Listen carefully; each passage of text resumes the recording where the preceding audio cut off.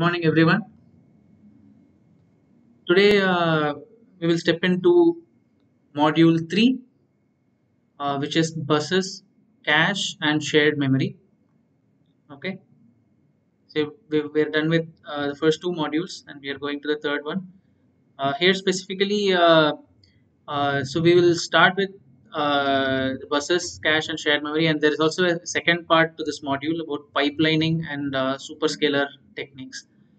So, so the buses, cache, and shared memory is chapter five, I think, 5 or 6, I think, and then this is chapter 7. Let me just check quickly.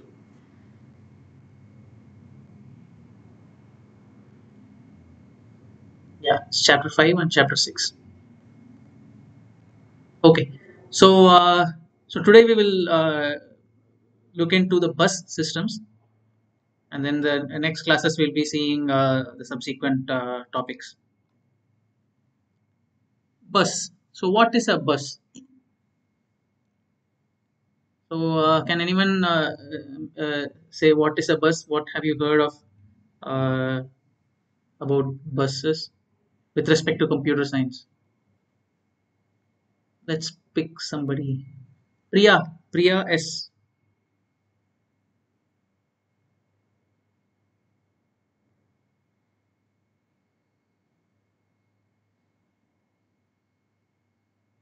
Priya, are you there? Can you please unmute?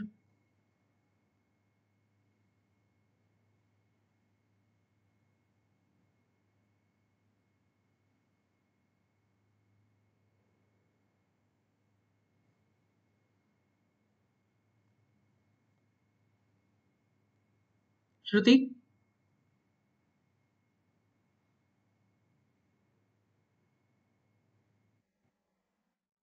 Yeah. So, what do you understand by the term bus?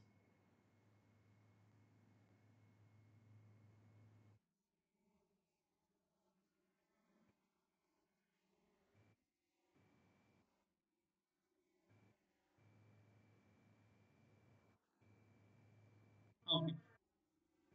Yeah, correct, correct. Yeah. So it's just a mode of communication, right? So it's like you mentioned.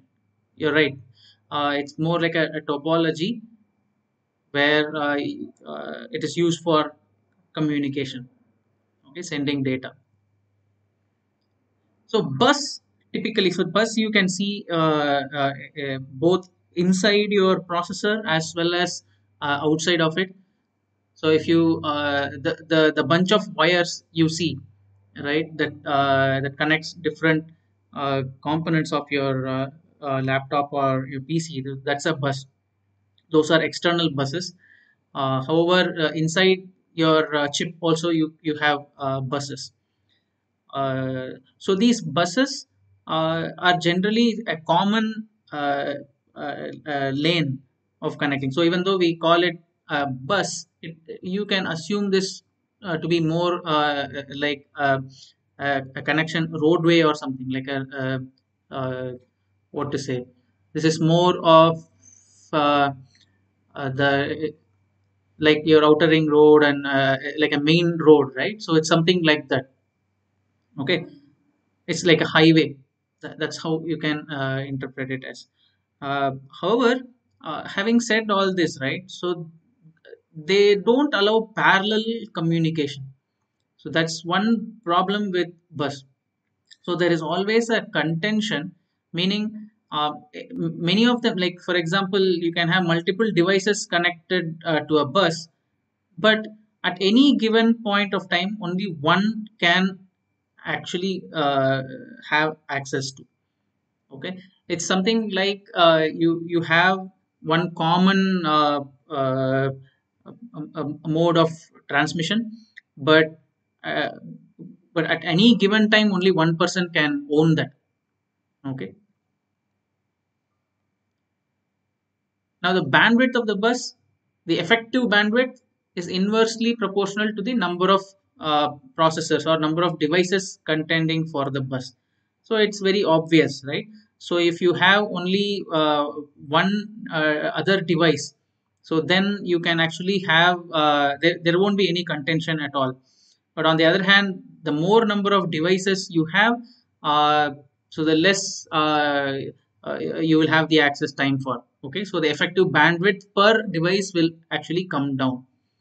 Okay, because it has to be shared, it has to be time shared.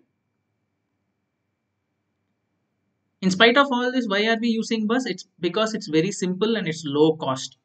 Okay, so it's just one line. Okay, so one channel, and in this one channel you can allow multiple, and it's very scalable. Multiple devices can be added, and then they can be used to communicate with each other. Okay, so because of its simplicity and low cost, we are still sticking to bus, and it's even today it's highly prevalent. Like all the CPUs, starting from your smallest microcontrollers to your cell phones to big supercomputers, every computer architecture uses bus. Okay, so in general, it is suitable for small multiprocessors. If you have like 4 to 16 processors, then you can actually have, that's the effective time. It's prone to be effective with a smaller number of processors. The higher the number of processors you have, then you may have to have like one more layer above this. So something like the topologies, network topologies that we have seen earlier, right? Like Torus or Hypercube and things like that. But within as system on chip, the most prevalent form of communication is through bus. Okay, the most widely used one is backplane bus. Okay, so here so what the idea is, so you have like a backplane. So it's like one big like it's like a backbone for your entire computing. So and all the other devices connect to this. Okay, so it's highly tightly coupled. Tightly coupled meaning it comes as part of your architecture itself. Okay, and you cannot alter this. And so all the processors, storage, and the peripheral devices, everything is connected to this. And there is no other means of communicating outside of this. Okay, so that's what it's meant by tightly coupled. And then you have timing protocols for arbitrating multiple requests. So you need to have some kind of a protocol. What is a protocol? So these are nothing but the set of operational rules to ensure proper data transfer. Okay, so there should not be any chaos. So there has to be some kind of a rule understanding between these devices who are communicating, and it has to be a common understanding, and that's what the protocol means. And the signal lines are functionally grouped into several buses. So the entire big rectangle box here is the bus. However, it has been divided into several buses which are functionally grouped. So one is a data transfer bus, the other one is an arbitration bus, and the other one is interrupt bus, utility bus, and so on. Okay, so they can be functionally grouped, but in the end, it's just an interconnection. That's all. Okay, it's a passive device. It's just bunch of wires, okay, that carries signals. That's all it is. Any questions on this so far? So far everything's fine. You've heard of bus earlier. You've studied in computer organization, right?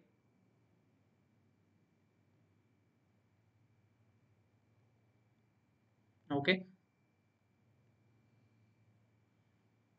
so functional modules, these include data transfer bus, and then bus arbitration, and then control.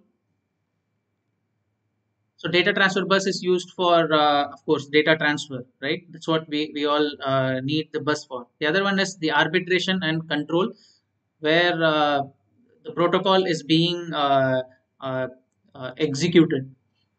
And then there's also the functional modules. So you need an arbiter. The arbiter is to do the arbitration. And then you have a bus timer, and there is an interrupter to support interrupts, and local location monitor of this is to identify the individual components attached, and the system clock driver.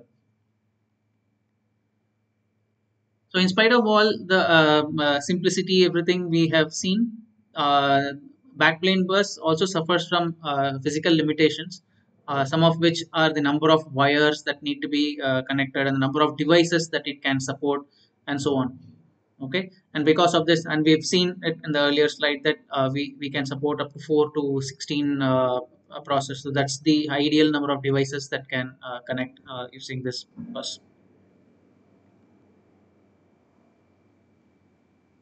So coming to addressing and timing protocol. So this is the idea of a bus, right? So a bus is nothing but it's a common wire across, and then devices can connect.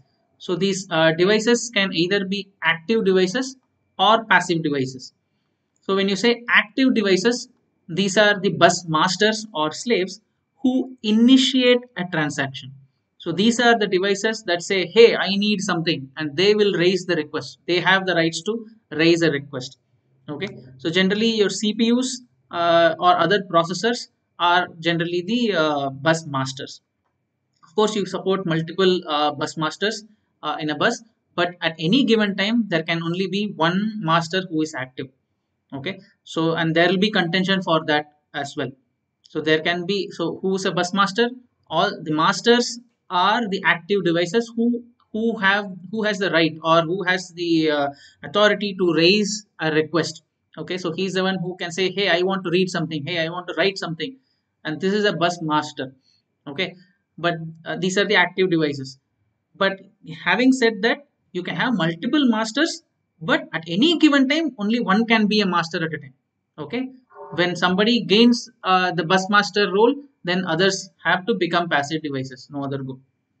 Okay. And there are devices which are passive. Okay. So before going into that, so one thing is the active devices or bus masters can be masters or slaves. Okay. When will they be slaves? When somebody else becomes a master, they will automatically become a slave. On the other hand, there are passive devices which are only slaves. Okay, and these are like your memory and IO devices. They don't have their own role. Their job is to just deliver what has been requested by the master. Master will request, hey, I need to read this block of memory, and then the memory will say, yes, master, I will give you this. Okay, similarly your IO devices, so they cannot raise their own request. Memory cannot by itself say, hey, take this for reading, take this for writing. Memory cannot do that. Only your CPU or any other master can say, I want to read this, please give me this. So then your memory will respond to it. Memory cannot by itself initiate a transaction. Okay, similarly your IO devices as well, these are passive devices. Clear everyone? And then most importantly, we need bus addressing. So addressing is very important. Okay. So here we have called master 0, slave 1, master 1, slave 2. So there has to be a unique identification for these masters, right? And also we also need to know the addressing inside these devices. So for example, we need to have some kind of a memory mapped IO where all the slave devices and masters have one memory map. And if I want to read some part of memory, so the bus should be able to identify to which particular device it has to go to. Okay. The next one is broad call and broadcast. So what is a broad call? So broad call is nothing but a master will request some data from slaves. Okay. And it, for broad call alone, what will happen is all the slaves will respond at a time. So previously we had seen something, right? So I just mentioned that at any given time only one device can send data. However, on a broad call, that's not true. Okay, so anybody, all the slaves at a time will send data. Okay, so isn't that chaos? No, it's not. Why? Because it will be something like, are you active or something like that. Okay, so or tell me your ID or some common call to all the slaves, and all the slaves will respond, and the master will consolidate all these data. It will do either an and or an or, logical or, right? So it will do an or and then it will actually find out what is the situation right now. Okay, so mostly for control transfers this will be used. Any clear any doubts on this? Is it clear? Broad call. Broad call means you it's like a you ask all the devices to respond at a given time, and then you will consolidate all these bits together, and then you will make a logical conclusion. Okay. On the other hand, broadcast is the opposite of it, where the master wants to communicate to all the other devices, all the slaves. So it will just send one message and all the slaves will read that. Okay. So master will write to the bus. So that's the broadcast, and then everyone else will read it. Broad call, on the other hand, is the read operation by master from the bus, where all the other slaves will write. Okay.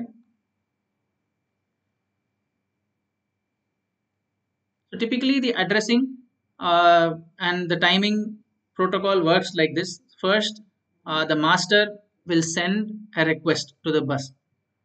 Okay. So this is how it typically operates. So master should first gain ownership of the bus. So it will send request, and by some means the bus will be allocated to this master. Okay. So then the master has to decide what it has to do, right? So it has to load the address on the data bus, whether it has to be read or write. Whatever has to be the transaction, it has to load that address. Okay. Or if it has to send the data, it has to load the data on the bus. And meanwhile, the slave, knowing its address, so it will be selected. Okay. And it will know that the signal has been stabilized, and it will know it has been the one that has been selected. Next, the actual the data transfer is initiated. Okay. Signal the data transfer and take the stabilized data. The slave will take the stabilized data, and once it gets the data, it has to acknowledge. And the master, once once it knows that the acknowledgement has been received, like the slave has the data, then it can free the bus. Okay. And now, since the bus has been freed, there is no role for the slave to play, so this will also free the bus. Okay. And then the same thing repeats. Okay. So this is how the entire timing works for a bus transaction. Okay. Any questions on this?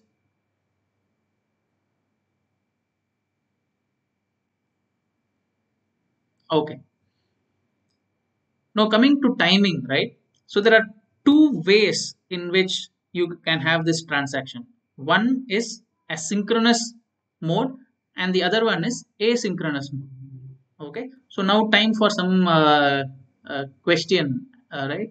So let's have a refresher here. Who can answer? Hey Shubham, please do me the favor. Please point to someone.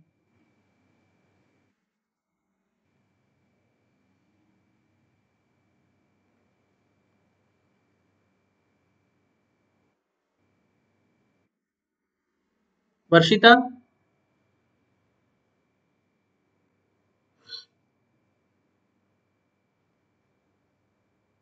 Varshita, can you please unmute?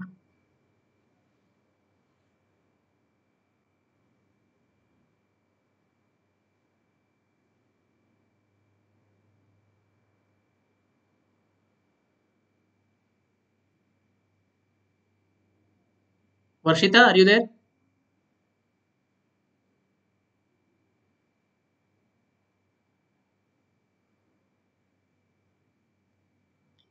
Sumati, Sumati M. Hey Sumati, a simple refresher question. So I just want you to answer what's the difference between a synchronous and asynchronous timing, like, or a protocol.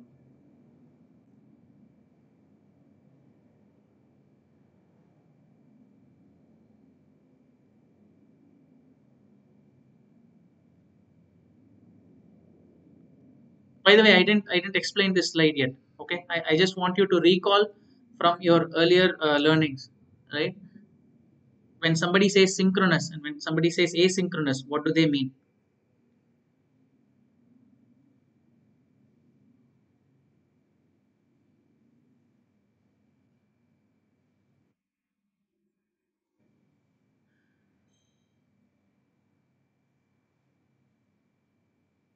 Yeah, why did you mute yourself? You don't have to be sure, you just have to think about it. Yeah, yeah, yeah, go on.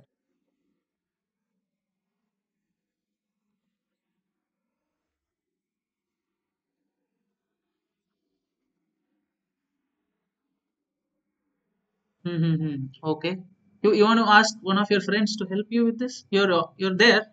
You're almost there.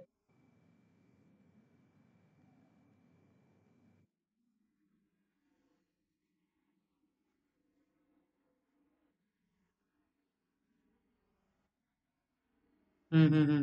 Okay, you're saying synchronous is blocking and asynchronous is non-blocking. Okay. Hmm. There's something more to it actually. There's more fundamental to it. So can you just ask for someone else help?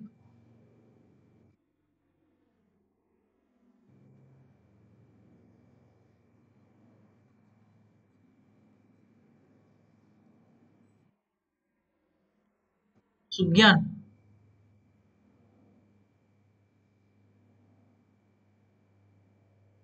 Sugyan, can you please unmute?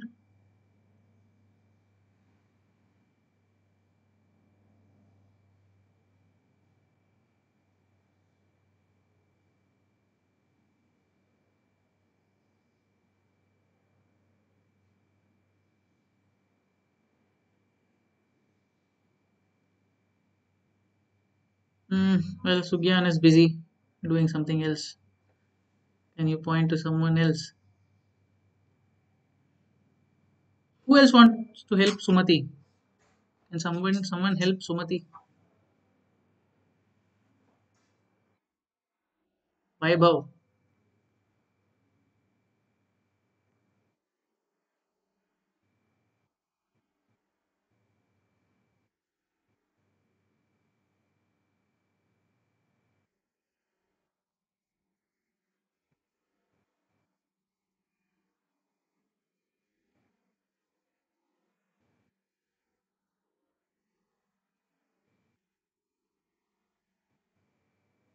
Hmm.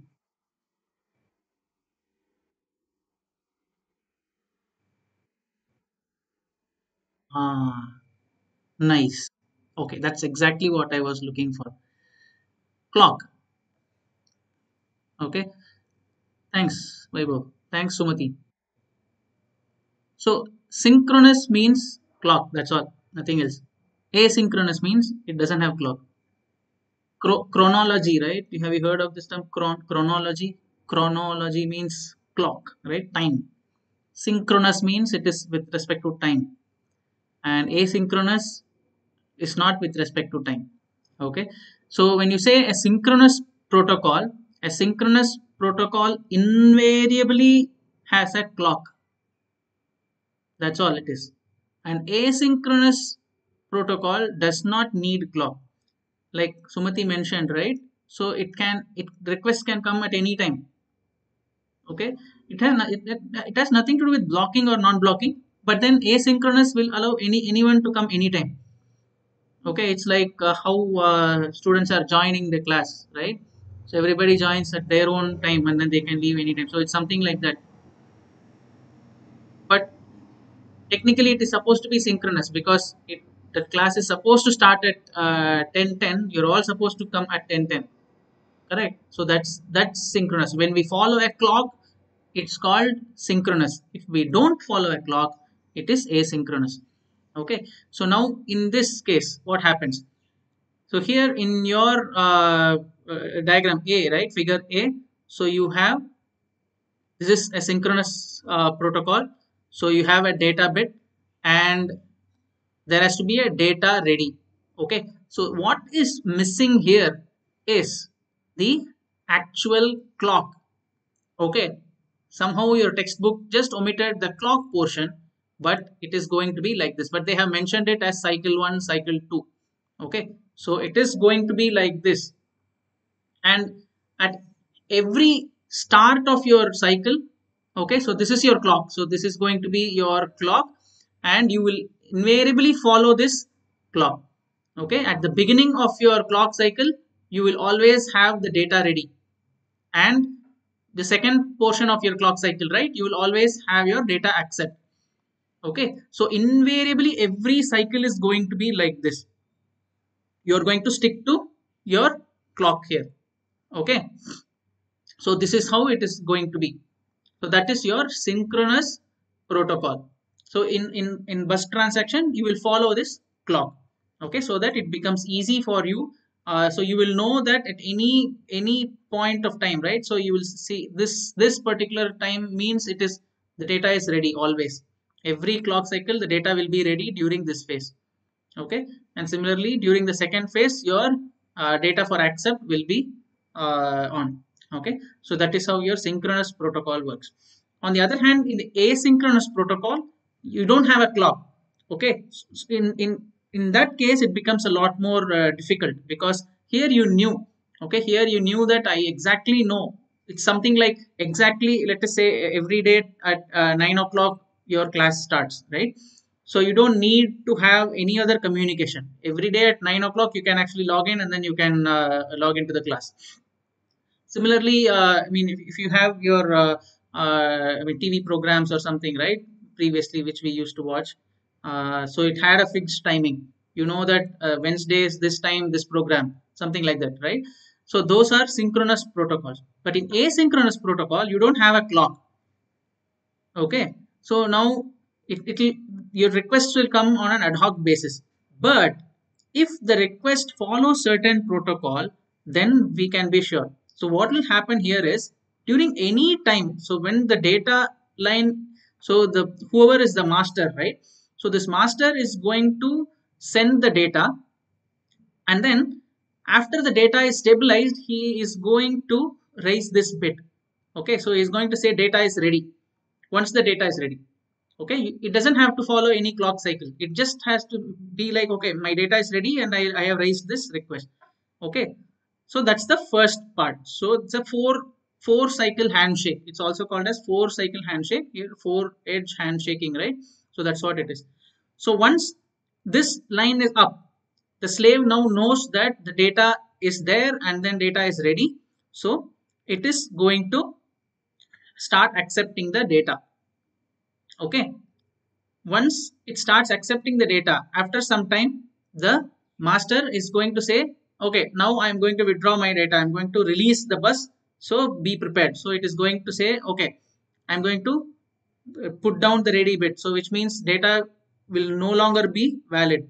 So once the data will not be valid anymore, your slave will say, okay, I'll also put it down. Okay, so it is during this time the actual transaction takes place. Okay, so this is the time when the actual read or write will happen. And invariably it can happen anytime during this cycle. Okay, even though they call it cycle, there is actually no cycles involved. Okay, so this actually need not happen at all. Okay, or it can happen at this stage also. Okay, so it can happen anytime, anywhere. So there is no concept of clock here. Okay, so that is your asynchronous protocol. Clear, everyone? Is it clear?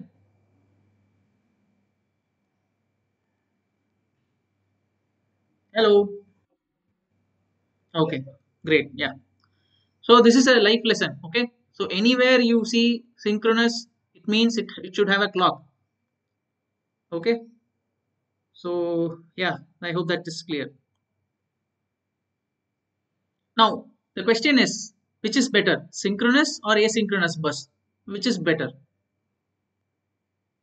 Sumati, do you want to answer this?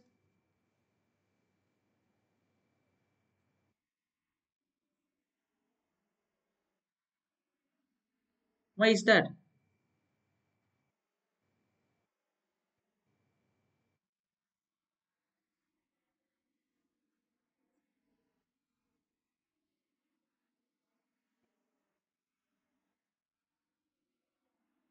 Yeah, you're right.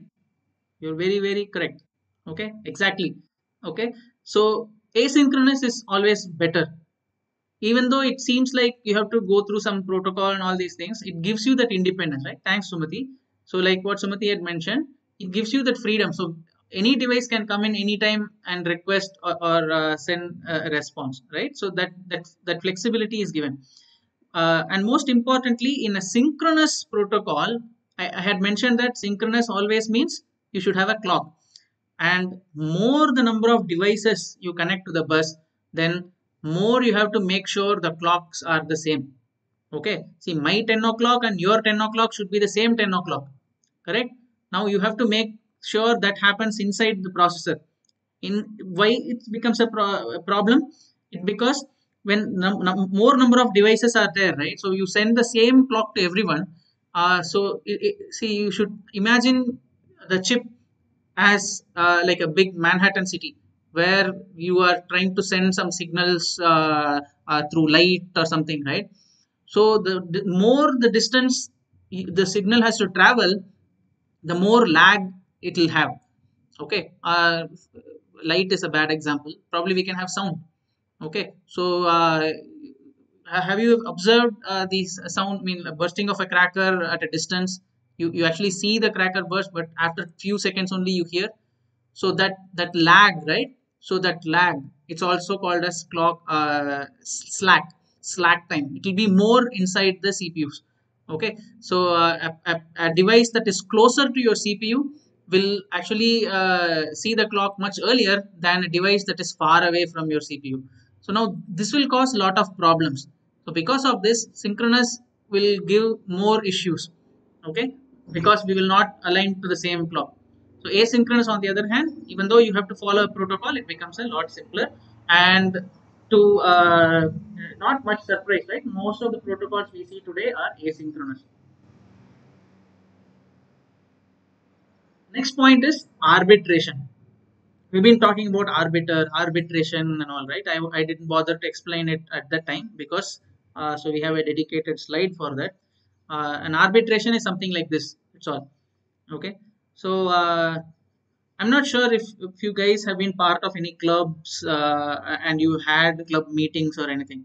Uh, and even if you had, I don't know if you followed any particular protocol to raise your voice. So typically, when you have a meeting, right?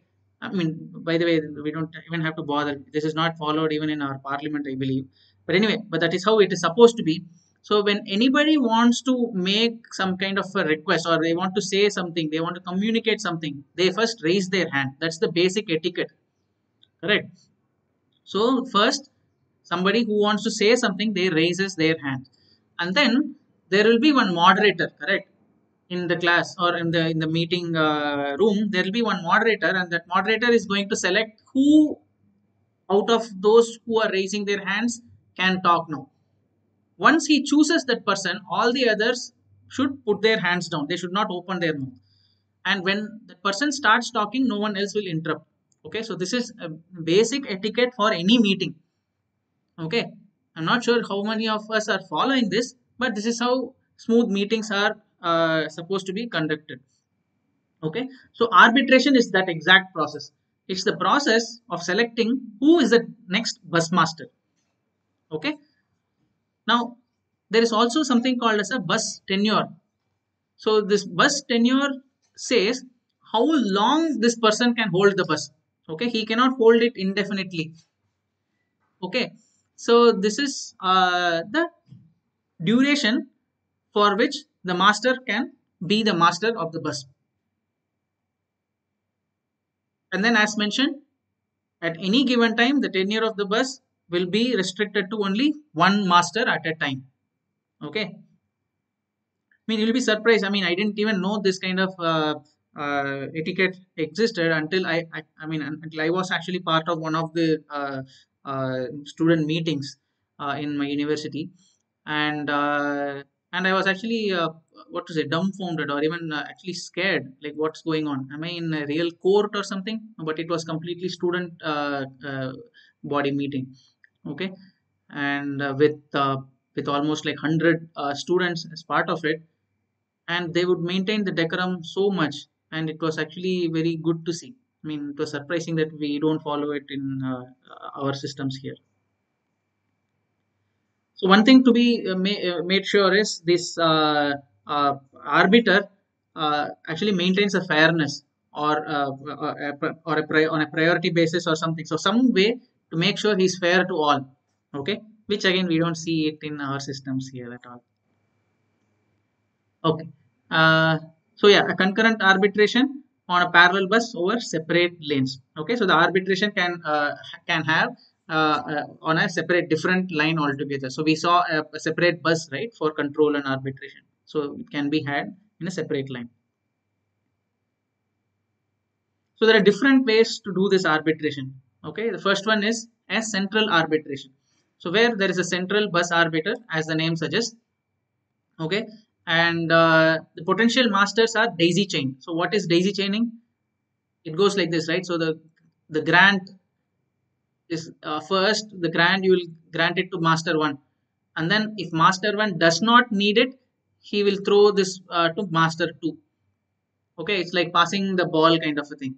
Okay, first you always give it to master one, and then master one, if he wants to say something, he will say, and then it will be done. Okay, and then again this bus grant will be given to master one only, and then this time if he doesn't have anything to say, he will pass it to master two, and again so on, right? So master 2 will pass to master 3 and so on. Master n is, yeah, barely a master, I mean, he gets it last. Okay, so that's what is daisy chaining means. Okay, you just chain it to the next person. Just so there are three things to note. One is bus request, bus grant, and bus busy. So first you make a bus request. So anybody can make a bus request. Okay, so any master can do a bus request, and there is only one line for bus request. Okay, so you cannot know. So the arbiter will not know who has requested the bus. It will only see the bus request has been made. So it will say, hey, somebody wants bus to use. So let me give the grant, and then whom he will give the grant to? He will give it to bus master one. Okay, invariably he will give it to bus master one. Okay, and master one will always give it to master two. So it goes always like this. Okay, so it's a shared bus request line. So you will not know who has requested, but all you know is somebody has requested, and then the bus grant will propagate. Okay, and so any comments on this? What do you think of this?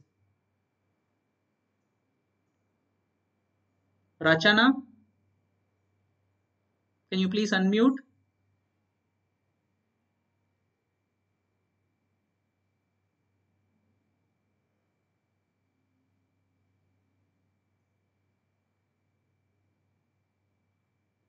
Mayank, Mayank Nigam.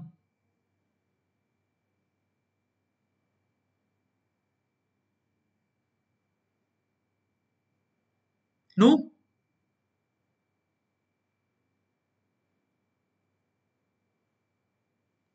no, are you there?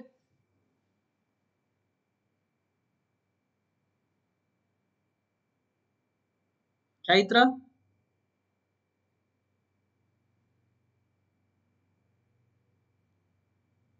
guys, can you hear me?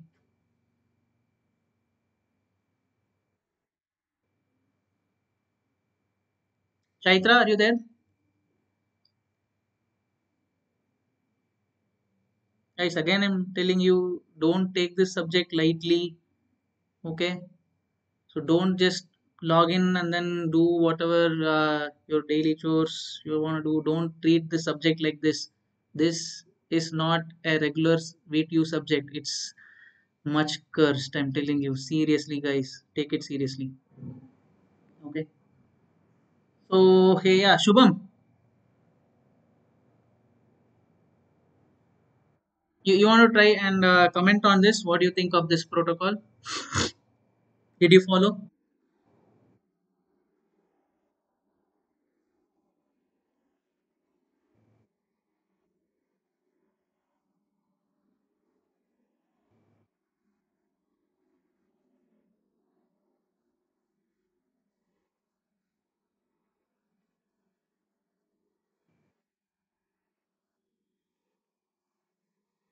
Mm-hmm. Yeah. Any downside to this?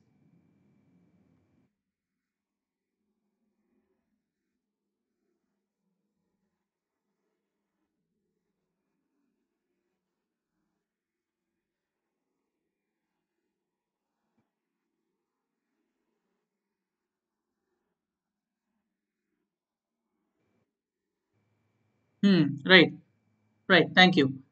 So, in other words, see, your, let us say master n wants to say something. He has to make sure that all his stars have to be aligned so that master one, two, three, four, none of the previous masters don't have anything to say. Okay, it's like all nine planets aligned. Then master n can say, okay, it's my turn now. Okay, so like Shubham mentioned, right, it's a very simple protocol, but at the same time it's not fair. Okay, it's not definitely not fair to master n. Master n will always get things in the end. Okay, only if all the other masters don't have anything to say, then master n. So similarly other masters, right, it's always preceded. So that's one downside of this arbitration. Now to overcome this, right, so what you have is a separate. So the problem was you did not have a separate grant bus request. Okay, the bus request was a single line. So now what you will have is a dedicated line for bus request and grant. Okay, so individual masters can do a request, and central arbiter based on some priority or something, it will assign the it will grant the bus. There is no daisy chaining. Okay, so there will be like every master will have a request and a grant line. Okay, so so the problem here again is the number of lines, so it becomes a more expensive solution because you have to have that many wires. Okay, so you need to have so many wires, and then there is also you have to have some kind of a logic to choose. So there will be like this is definitely much more complex than the previous daisy chaining approach. And then you have a distributed arbitration. Okay, so here what happens is you don't have a central arbiter but a distributed arbiter. So in this case your master will send a request to the arbiter, and then the arbiter will grant the bus based on who has requested it. Okay, and each master when they make a request will have a request id. Okay, so if they will have like a unique arbitration number, so that's what is specified as an, right? So these ids are unique, and whoever has the highest or the largest id, right, so that the largest arbitration number, so whoever has the largest arbitration number will get the grant. Okay, so in other words there is some kind of a priority here, saying so this particular master has higher priority over the other. So when these two masters contend, whoever has a higher arbitration number will always get it. But at the same time this fairness is also there because anybody can make a request and they can independently get the grant. Okay, so there is also a fairness here, and this is obviously a priority based scheme. Okay, so now time for some quick quiz. Let's pick few more names. Hey, Govindraju, you've been trying to talk for some time. Can you please answer this question? Govindraju, are you there? Uh, Ujjwal?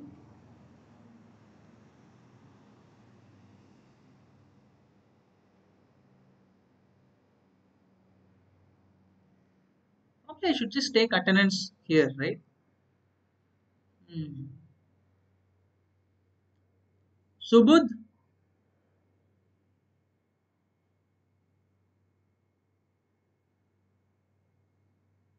Saumya. Hey, Saumya, you want to try to answer this? Which? Yeah. Uh, no.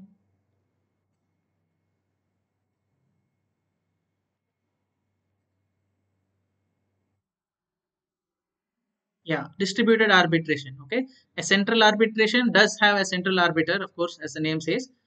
Even in arbitration with independent requests and grants, you still have central arbitration, but the only thing is the arbitration is done independently. The requests are done independently.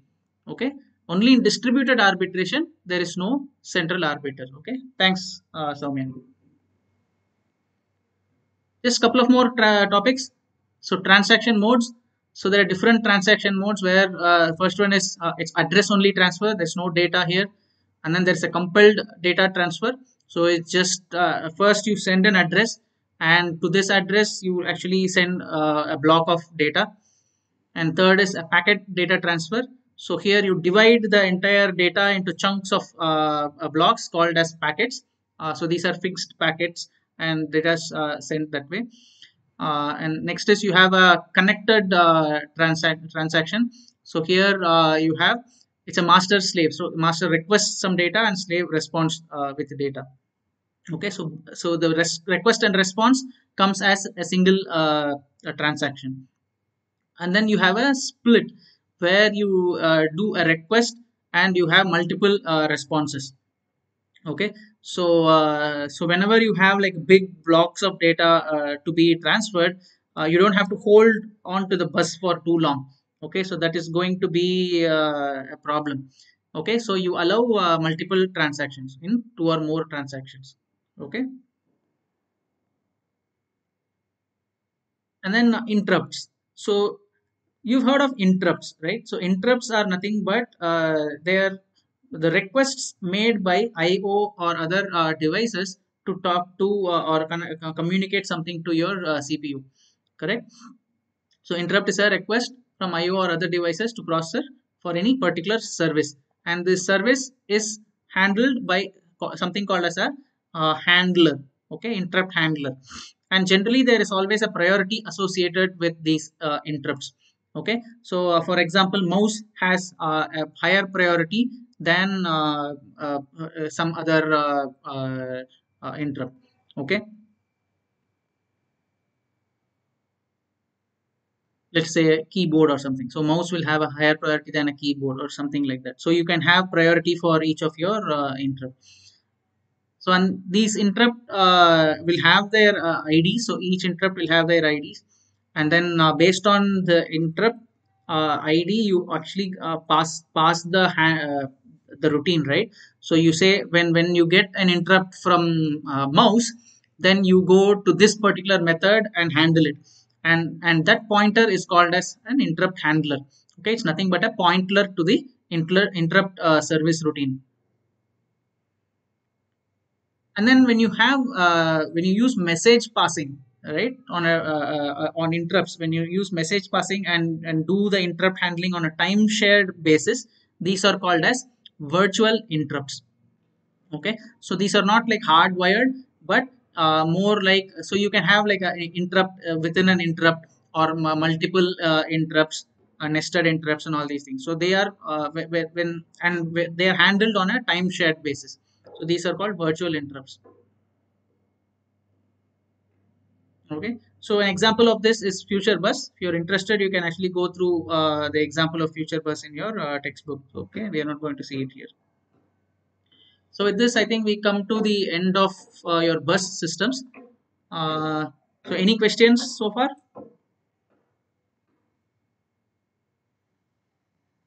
Okay, if not, we are done for the day. Okay, thank you guys. You can give your attendance and leave. Thanks.